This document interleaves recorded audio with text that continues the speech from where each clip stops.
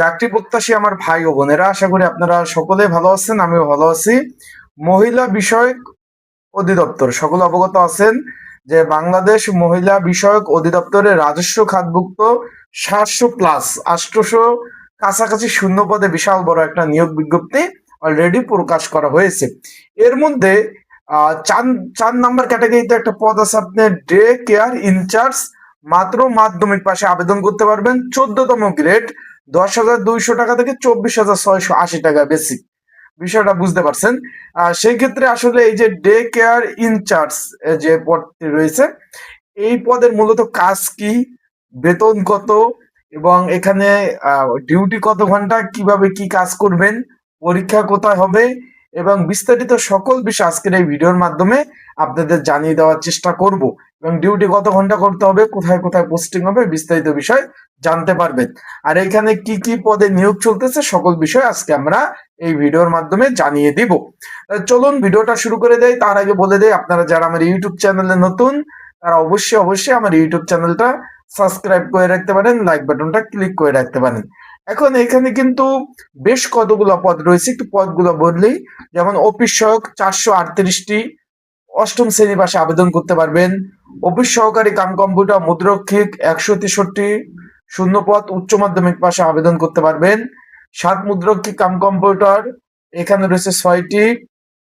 তারপর ইত্যাদি ইত্যাদি পদ, আর রয়েছে আপনার ডে কেয়ার ইনচার্জ। এই পদ নিয়ে আমাদের মূল আলোচনা আজকে। এটা 14তম গ্রেডের একটা চাকরি, মাত্র মাধ্যমিক পাশে আবেদন করতে পারবেন। 25 জন লোক নেবে। আশা করি বিষয়টা বুঝতে পারছেন। এখন এখানে বেতন স্কেল যেটা দেওয়া আছে 10,200 টাকা থেকে 24,680 টাকা, এটা কিন্তু আর থাকবে না, যেহেতু আপনারা সকলেই জানেন যে পে স্কেল অলরেডি ঘোষণা করে দিয়েছে। সেক্ষেত্রে এটা কিন্তু বৃদ্ধি পাবে, আগস্ট থেকে কার্যকর হবে। এখন এই পদের কাজ কি, চলুন শুরু করে দিই। আসসালামু আলাইকুম। আজকের ভিডিওতে আমরা আলোচনা করব মহিলা যে বিষয়ক যে মন্ত্রণালয়। এটা কিন্তু আরেকটু কথা আপনাদের একটু বলে দেই, এটা কিন্তু মহিলা ও শিশু বিষয়ক মন্ত্রণালয়ের অধীনস্থ একটা প্রতিষ্ঠান। এই যে মহিলা বিষয়ক অধিদপ্তরের 14তম গ্রেডের গুরুত্বপূর্ণ একটি পদ। আর ডে কেয়ার ইনচার্জ সম্পর্কে, এই পদের কাজ কি, বেতন, সুযোগ সুবিধা সবকিছু। তাহলে আমরা একটু আগে এই যে মহিলা বিষয়ক অধিদপ্তর যে নিয়োগ বিজ্ঞপ্তিটা প্রকাশ করছে, এই অধিদপ্তর মূলত কাজ কি, তারা কি কাজ করে, সেটা নিয়ে একটু আলোচনা করি।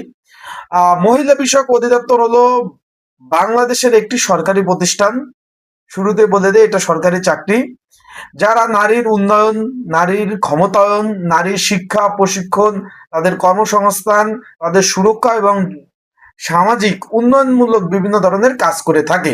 এই অধিদপ্তরটি বাংলাদেশের প্রত্যেকটি জেলা এবং উপজেলায় রয়েছে এবং নারীদের প্রশিক্ষণ এবং নারীদের উন্নয়নমূলক কাজগুলা করে থাকে। তার মানে বুঝতেই পারছেন, যদি চাকরি হয় আপনার নিজ জেলায় উপজেলা, আপনাদের পোস্টিং হওয়ার সুযোগ সুবিধা কিন্তু এই চাকরিতে রয়েছে।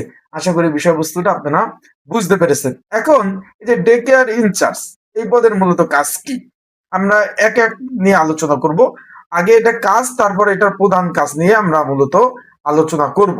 এখন এখানে একটু খেয়াল করবেন, এখানে এই যে ডে কেয়ার ইনচার্জ হলো এমন একজন কর্মকর্তা যিনি সরকারি ডে কেয়ার সেন্টারের সার্বিক ব্যবস্থাপনা পরিচালনা দায়িত্ব পালন করে থাকবে। মূলত সরকারি চাকরিজীবী মায়েদের শিশুদের নিরাপত্তা, পরিবেশ পরিচর্যা এবং তাদের তত্ত্বাবধান এবং তাদের দেখাশোনা করা ইত্যাদি ইত্যাদি। এখন তাদের প্রধান মূলত কাজ কি, point number 1, day care centre পরিচালনা করতে হবে। সেন্টার দৈনিক কার্যক্রম পরিচালনা, সময় মতো শিশুদের যত্ন নেওয়া এবং সব কার্যক্রম সঠিকভাবে পরিচালনা হচ্ছে কিনা সেই দিক থেকে সেটা কিন্তু অবশ্যই নজর রাখতে হবে। শিশুদের যত্ন নেওয়া, কারণ এখানে একটু খেয়াল করবেন, নিয়োগে বলে দিয়েছে এখানে যারা আবেদন করবেন মাত্র উচ্চ মাধ্যমিক পাশে আবেদন করতে পারবেন এবং এখানে মাধ্যমিক পাশে আবেদন করতে পারবেন। একটু খেয়াল করবেন, এখানে 2 শ্রেণীর লোক আবেদন করতে পারবেন। যারা মাধ্যমিক পাশে আবেদন করতে পারবেন, আবার উচ্চ মাধ্যমিক পাশে আবেদন করতে পারবেন। এখানে যারা উচ্চ মাধ্যমিক পাশে আবেদন করবেন তাদের কোনো অভিজ্ঞতার প্রয়োজন নাই।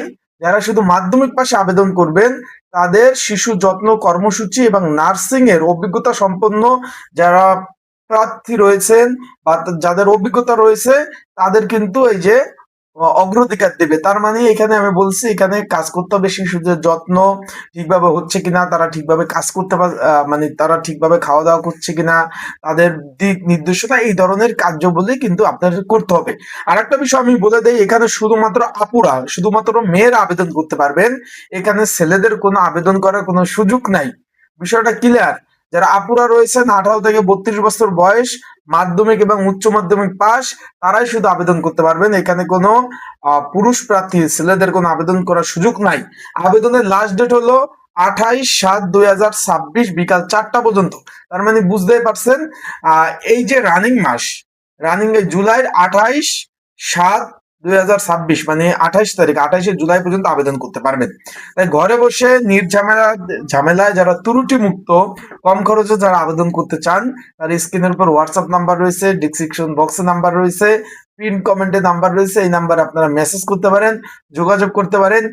ঝামেলায় ত্রুটি মুক্ত সুন্দরভাবে আপনাদের কিন্তু আবেদনগুলা করে দেওয়া যাবে। আশা করি বিষয়বস্তুটা আপনারা বুঝতে পেরেছেন। এখন আমরা মেন বিষয়টা চলে যাই। আরেকটা বিষয় বলে দেই, এটা পরীক্ষা ঢাকাতে হবে, তাই প্রিপারেশন প্রস্তুতিমূলক সাজেশন রয়েছে। যদি প্রয়োজন হয় স্ক্রিনের উপরে নাম্বারে, এই নাম্বারে যোগাযোগ করে সাজেশন নিয়ে আপনারা পড়তে পারবেন। 2 নাম্বার পয়েন্ট, শিশুদের নিরাপত্তা নিশ্চিত করা।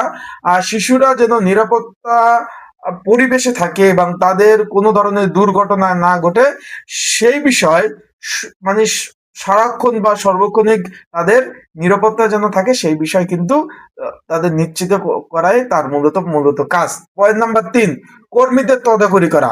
ডে কেয়ার সেন্টারে কর্মরত আয়া, সহকারী এবং অন্যান্য কর্মচারীদের কাজের তদারকি করা, তারা ঠিকভাবে কাজ করতেছে কিনা, তারা ঠিক মতো অফিস করছে কিনা। যেহেতু ডে কেয়ার ইনচার্জ, ওইটার ফুল দায়িত্বই আপনার উপরে থাকবে। বিষয়বস্তু আশা করি আপনারা বুঝতে পেরেছেন।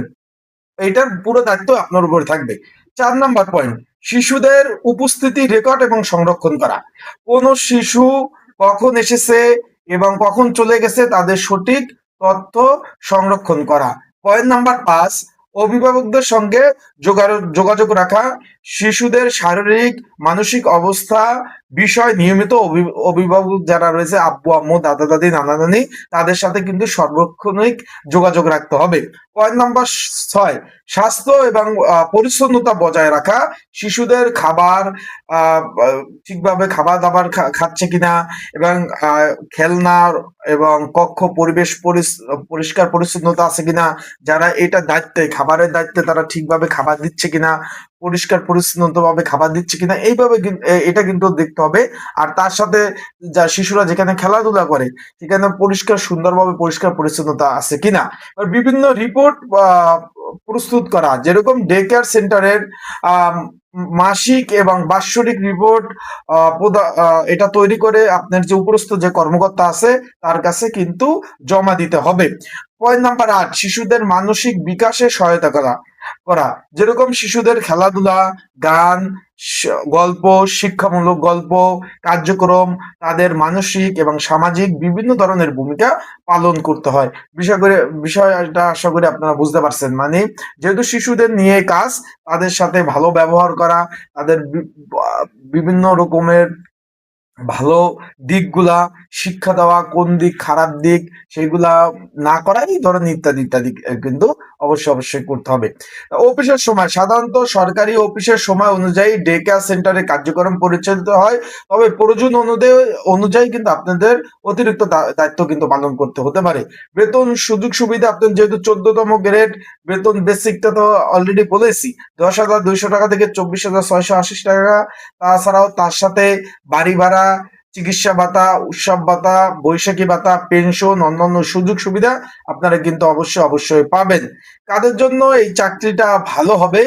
আপুরা তো এখানে তো ছেলেরা আবেদন করার সুযোগ নাই, শুধু আপুরাই আবেদন করতে পারবেন। যারা শিশুদের প্রতি ভালোবাসা রয়েছে, যাদের ধৈর্য, দায়িত্বশীল রয়েছে, যাদের প্রশিক্ষণ কাজের পরিচালনা রয়েছে এবং যাদের সমাজসেবামূলক কাজ করতে ভালো লাগে, এইসব যারা আছেন তাদের জন্য বলবো যে ভালো হবে।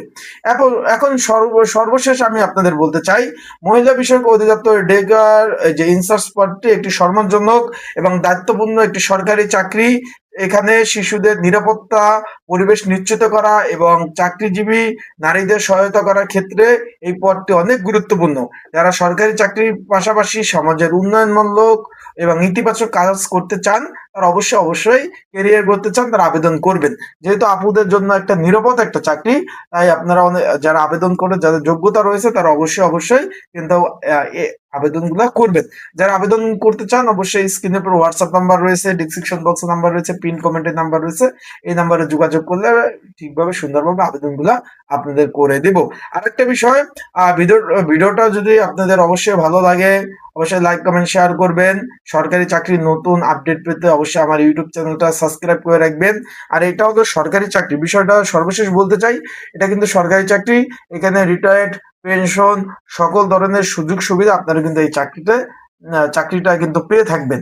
এছাড়াও অন্যান্য যে প্রতি বছর যে ইনক্রিমেন্ট, বেতন বৃদ্ধি, পে স্কেল দিলে যে বেতনটা বৃদ্ধি পায়, সেই সকল ধরনের বেতন আপনারা কিন্তু পাবেন। এককালীন টাকা পাবেন, পেনশনের সময় সকল ধরনের সুযোগ সুবিধা পাবেন। আশা করি বিষয়টা বুঝতে পারছেন। আবেদনের লাস্ট ডেট এই যে জুলাই 28 তারিখ 2026। তাই যারা আবেদন করতে চান অবশ্যই যোগাযোগ করবেন। ভালো থাকবেন, সুস্থ থাকবেন। আসসালামু আলাইকুম।